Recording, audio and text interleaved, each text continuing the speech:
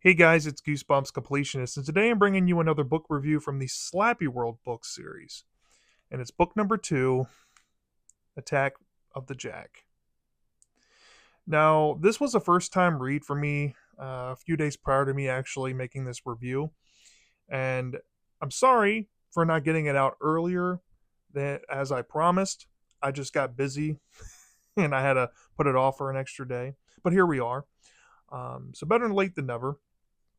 And I decided to use this book as a jumping off point for me getting back into kids horror after taking a much deserved break from the genre because of burnout, and also a lot of stuff has been going on in my personal life recently keeping me busy. But I decided that I wanted to crack down and get back into the swing of things and make a lot of reviews and videos for you all, because I miss making content for this channel. So here we are.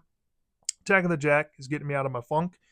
And I probably could have picked a better book to start with because after reading this, I have to say this is one of the dumbest Goosebumps books I've ever read, and also one of the most boring Goosebumps books I've ever read. Good lord, man! Modern Goosebumps. If you're not familiar with series like Slappy World, Most Wanted, or even House of Shivers for that matter, the list goes on.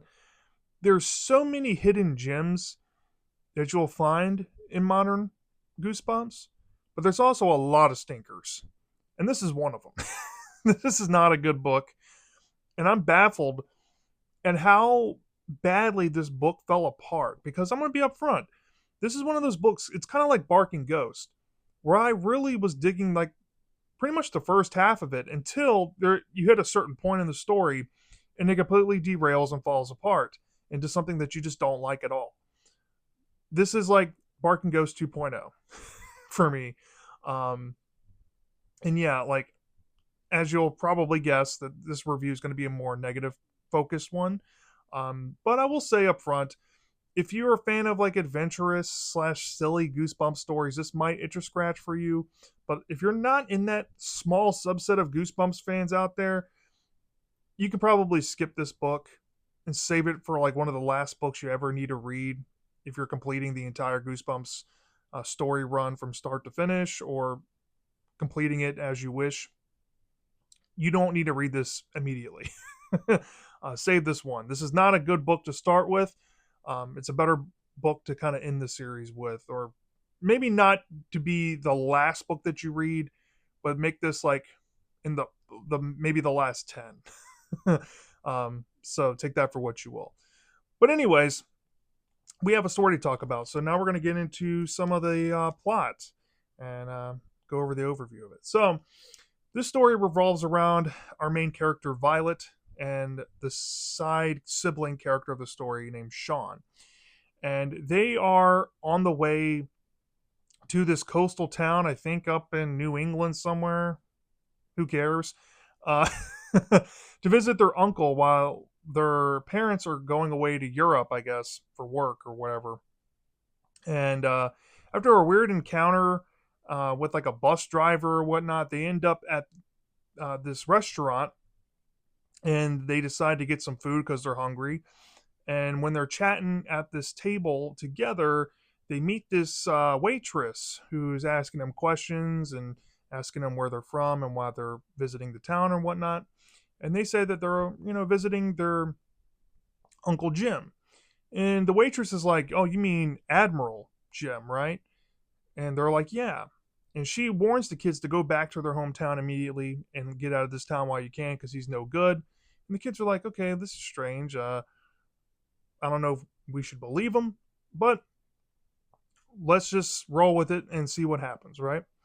And I will say this, in the first few chapters, there's a lot of pretty solid atmosphere building for this town that they're in. I mean, Stein breaks out his Proust chops, writing some good imagery, and Violet is sharing bits of her personality in her monologue very richly, and telling the reader about her brother Sean and what he's into, and like how he's a sports fanatic, and how she's like the polar opposite of him, and she's more into like weird knickknacks and treasures and exploration stuff, and she's also into dancing, and she hopes to be a ballerina in New York one day or something like that.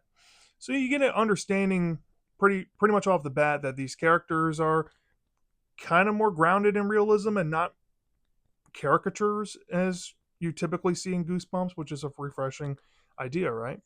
Well, once these kids end up with their uncle at his lighthouse place of residence where he lives, they notice that there's some weird things on the property. Like there's this creepy black cat with green eyes that's watching them, and there's also like a skull painted on the wall outside of the, I guess, driveway to the lighthouse.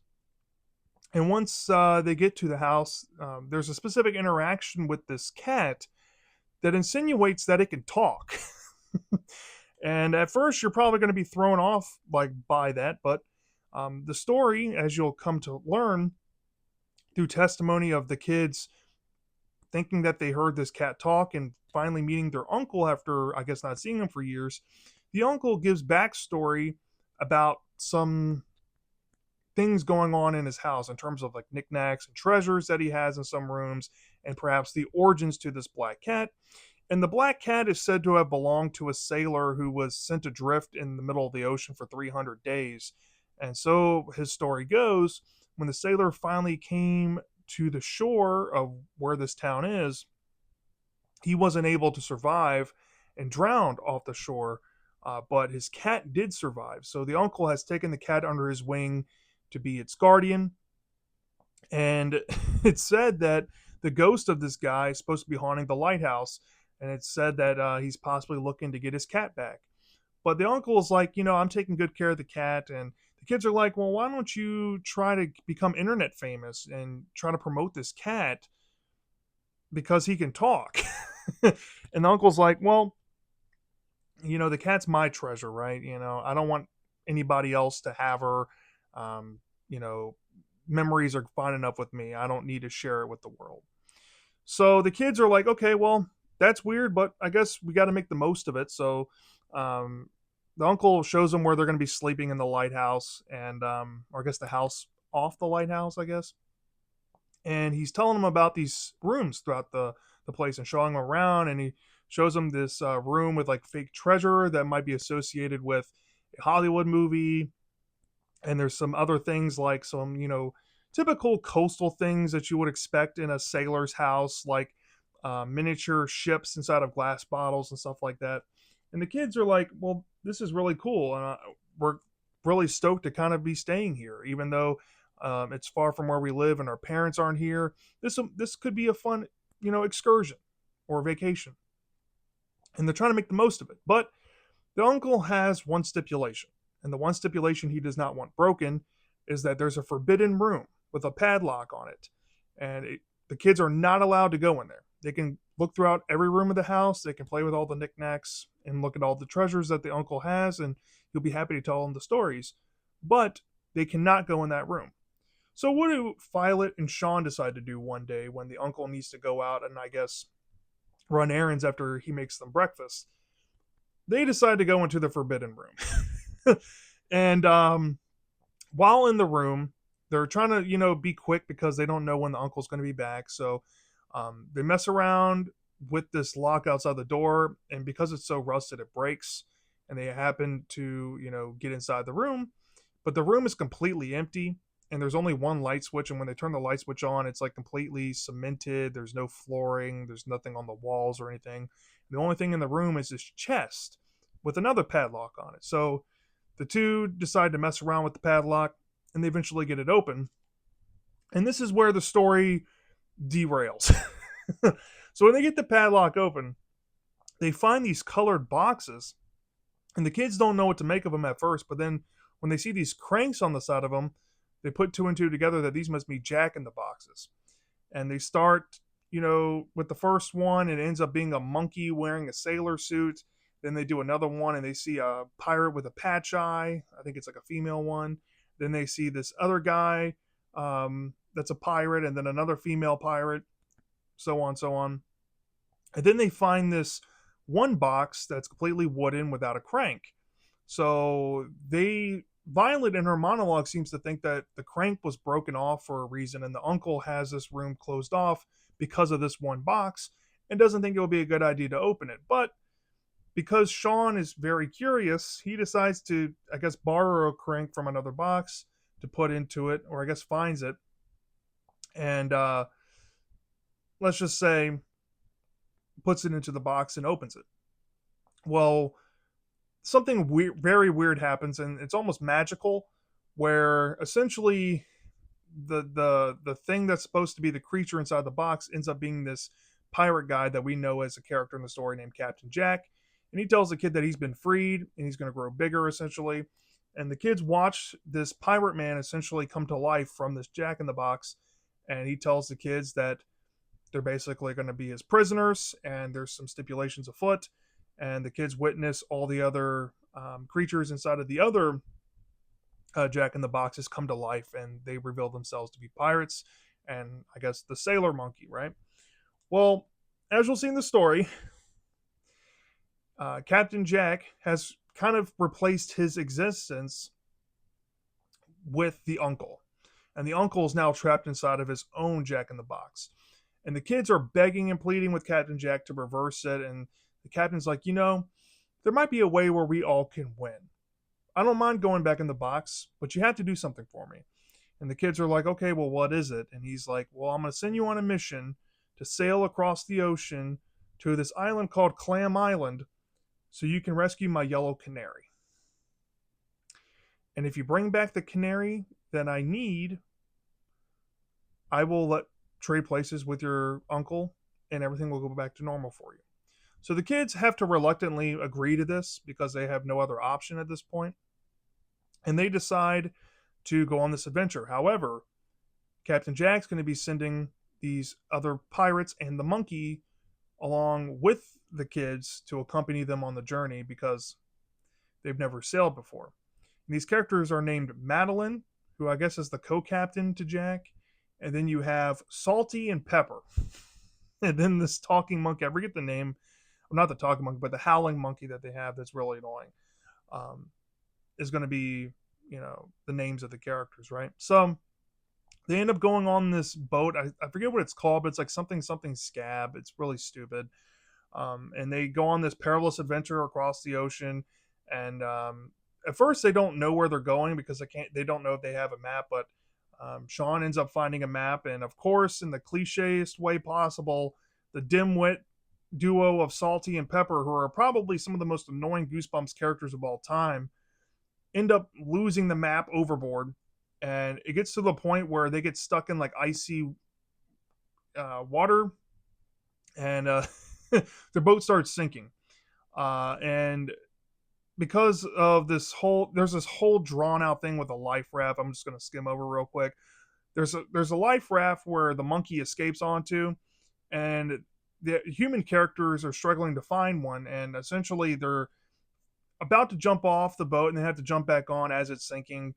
And there's a bunch of fake outs involving Salty and Pepper trying to remember where this lifeboat is. And there's some funny moments with Madeline kind of expressing to the kids that while Salty and Pepper are dumb and she might appear dumb, she's actually an actress just playing along in this group because she'd rather fake being a pirate than being exposed as a poser, and who knows what can happen.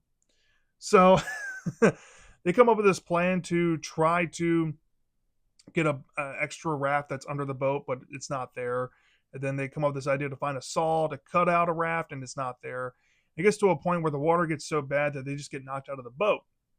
And we see this scene where Violet and Sean are violently thrown into the ocean, into the icy water, and Violet and Sean are basically fighting for their life, trying to, come up with a way in the moment to not drown out there. Well, they notice that their pirate buddies are floating up on the surface, and they realize that they actually had a raft this whole time. Plot convenience.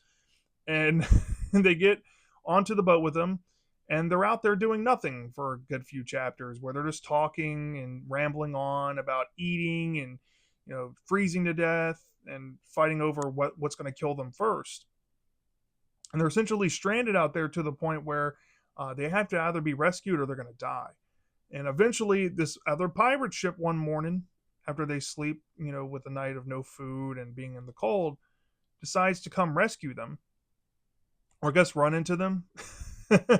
And they're taken aboard, and there's this other captain that reveals himself to be a captain of this new pirate vessel, and he's taking these people hostage and is going to essentially force them to do slave labor on this banana plantation on this island. And there's this whole moment where Salty and Pepper are trying to convince this captain that, hey, we used to be friends on this other pirate ship. And the captain's like, oh, yeah, I remember you, but we weren't friends, and I actually hated you. So you're still going to be slaves like the others. So essentially, they're taken off to a banana plantation and they're forced to work the fields there. And Madeline, Salty, and Pepper, and Violet and Sean have to come up with this in the moment plan to try to escape while the pirates are all on the island and they can make a break for it and go steal the ship and possibly head back home. But in doing so, they possibly find a way out of the banana plantation and they end up in the town somewhere that's on this island and they end up conversing with some people that are there, I guess locals or visitors. And they reveal that the island's actually Clam Island, the island that Captain Jack has sent them there to retrieve the canary for. And this is where the story wraps up very quickly and very plot convenience ish. But essentially, let's just say this said canary possibly comes into the situation and perhaps is lucky for these said characters. And when they find this canary, after a close call with possibly losing it and some validation that it is indeed the captain's canary, they possibly get it and steal a pirate ship that belonged to the other captain to head back home. And there's another plot twist attempted by Arlstein to throw the reader off, but it's badly executed, where they try to make you believe that this canary possibly isn't the captain's canary, but we find out what's going to result with Violet and Sean once the captain makes his decision involving that. And the story ends on a non-typical for Goosebumps note, where there's some ambiguity, but most likely the ambiguity suggesting happiness for the two kids and their uncle involved. And that's where I'll leave you here with this book, Attack of the Jack. Now I'm going to say this up front because we have a lot to talk about here in the review now. I don't really have much positives, so I guess I'll start with these because I have to give some positives to it. I'm going to say this now. There's a running gag in Goosebumps where in these bad Goosebumps books, you'll surprisingly see that Stein was actually delivering some pretty solid prowess and atmosphere writing. And I'm going to say this up front. His prowess and atmosphere writing in this book, at first, and even throughout the portions of the book I didn't like, was very rich. And Violet and Sean had potential to be some of the all-time greatest Goosebumps characters if Stein spent more time with Violet's monologue in the story, which I think was pretty textbook good writing from R.L. Stine there at first. As the story kind of delved into, going with the motion and random plot, you kind of lost sight of that. But at first, I thought that was a very good quality to this book. And I will say for the most part, the writing here, in terms of like building, imagery in your mind and what these characters are like, is pretty solid. And I don't hate Violet and Sean as characters. They were pretty rootable in the story, and you wanted them to come out on top, even though they make a very stupid decision blatantly and don't follow the rules. The story is trying to teach, I guess, kids reading at home that there's rules and you should respect the rules. And when you don't follow them, there's a punishment going to happen. That's what happens, right? So, in terms of that, I really enjoyed those things about this book. In terms of humor, shockingly enough, this book got me to laugh a few times, despite how dumb it got and how annoyed I was with it.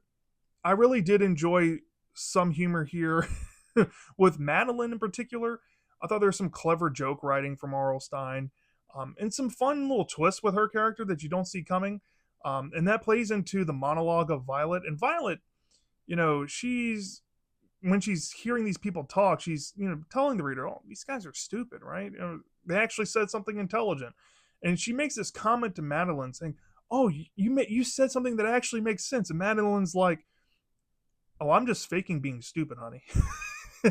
That got me to laugh. That got me to laugh so hard, and I had to tip my hat to Stein because normally his jokes are super dry, And there's a lot of dry humor with some specific characters here, and I'll get into the negatives very shortly with that. But Madeline surprisingly worked. I thought that she was hilarious. And I'm gonna say this for one last positive to this book. There's some harrowing stuff. Like there's some solid adventure horror going on with like the icy water and the scene where Violet and Sean almost drown. That got to me a little bit because I have thalassophobia, so I can only imagine what they were going through, and that actually got me to get goosebumps. So kudos to you, Stein. And also the legend about the black cat in the beginning being associated with the specter. I thought that that was going to be played up for something grander in the story. And to be fair, there is some setup and payoff with that near the end, but not in the way that you expect. I thought that that was some solid urban legend building, and it was different, but a good kind of different for a story like this. So, yeah, it had some solid suspense and tension in the story. And you wouldn't think that going into this book, given its reputation, but nonetheless, I was shocked. So, yeah, I have some pretty solid positives with this book. Unfortunately, unfortunately, it's bogged down by horrible, horrible ideas. And I'm going to say this up front. I'm going to start off with the smalls and work my way up to the bigs. There's an aspect about a talking cat in this story that you have to put a lot of disbelief at the door with. Yeah, you have a sailor that's trapped on a makeshift life raft for 300 days. He's trying to teach his cat to talk. But you have to put the disbelief that, cats have brain waves similarly to human. They can comprise speech with their own vocal cords. This is stuff that kids don't think about. But yeah, all of that's really stupid. And just the mechanism and going through that as the origin of how the cat can talk, you would think that there would be some more logic there. Not a lot of logic to it. It's really stupid. Which builds into, we're getting crescendoing here from the smallest to the bigs. The whole idea that the story leans to in the mid portion of the book, where it completely derails from this being possibly a ghost haunting a lighthouse story, which would have been solid, especially if the atmosphere and prowess and the monologue writing continued as great as they were at times. It derails into nonsensical things about Jack in the Boxes being put into a room that magically come to life when they're all cranked open, and they can magically turn your uncle into a Jack in the Box with zero explanation at any point in the story how this phenomenon is happening. What exactly is going on? Are these kids being transported to the past or to an alternate dimension? Because the room itself, when they activate the captain, apparently it changes and there's decor added to it. Like, where is this stuff coming from? Why is all of this stuff magically happening? It's never explained. It's never once explained. It's just you have to roll with the lunacy because it just throws you right into it. And unfortunately, now we're getting into some more medium hitting ones.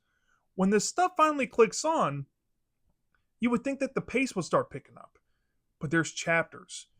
And I kid you not, there's a huge chapter stretch where after these pirates are activated, you just see them having nonsensical babble talk with each other in this stupid room for chapter after chapter after chapter.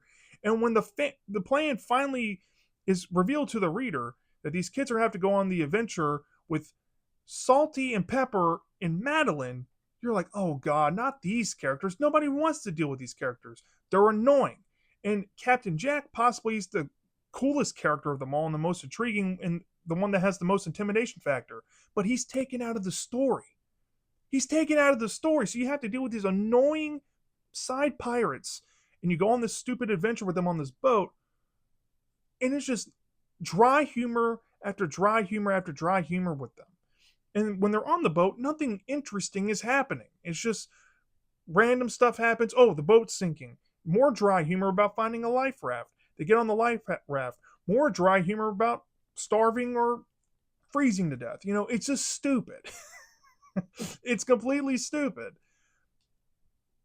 And it's boring. It's absolutely boring because you would think that this would be entertaining, but the story doesn't really rely on the action more so than it's trying to build up these side characters and using them as um, joke stands almost. It's cringe. It made me cringe dealing with majority of these characters. And I absolutely hate Salty and Pepper. I'm gonna put that up front. And the monkey, he was annoying, but he got taken out of the story at some point, I think. So what was the point? What was the point? I have to say, sometimes it feels like Stein's on drugs or something when he's writing these books. I wouldn't doubt that he was on something writing this, involving them. And, he's dipping into his more comedic, annoying side with writing these characters, and I hated them. And that made me really tank this book. If they were possibly better, it could have gotten a higher score, as you'll see. Which leads me to my ultimate big negatives with this book. You would think that this canary, I guess X marks a spot on the treasure map end point of the story would be something climactic, right?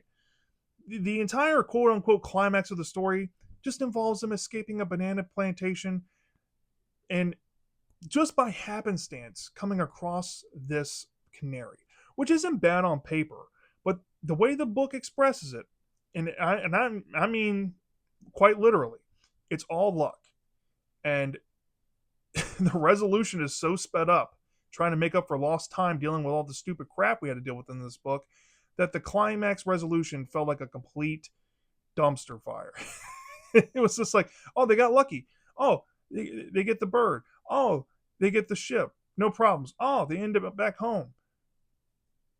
And then you get to the whole thing about, the Captain Jack and the twist with the canary is stupid, which leads to the resolution of that, the ending of the book being just whatever. The way this book ends is a wet fart.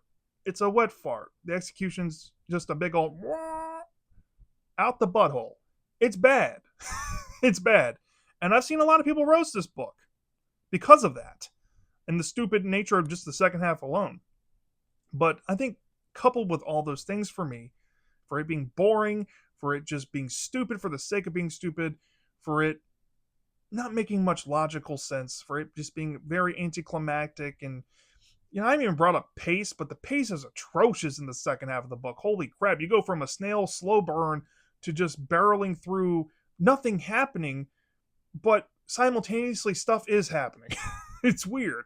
It's a very weird combination, and I don't like it.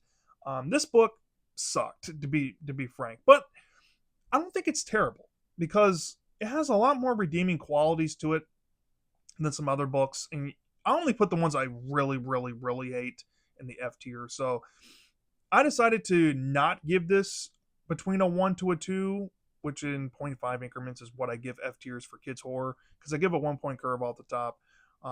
Anything higher than a 2 automatically goes to a 2.5.